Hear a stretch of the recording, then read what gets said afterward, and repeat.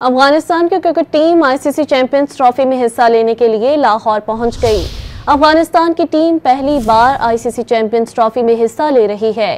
Team की क़यादत हशमतुल्लाह शाहिदी कर रहे हैं। अफगानिस्तान का पहला मैच 21 फरवरी को जनूबी अफ्रीका के खिलाफ कराची में होगा।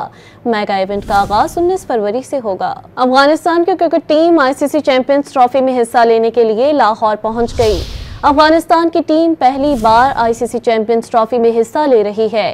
टीम की क़यादत हशमतुल्लाह शाहिदी कर रहे हैं। अफगानिस्तान का पहला मैच 21 फरवरी को जनूबी अफ्रीका के खिलाफ कराची में होगा।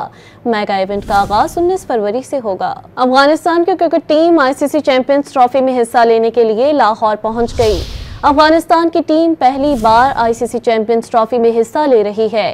टीम की क़यादत हशमतुल्लाह शाहिदी कर रहे हैं। अफगानिस्तान का पहला मैच 21 फरवरी को जनूबी अफ्रीका के खिलाफ कराची में होगा।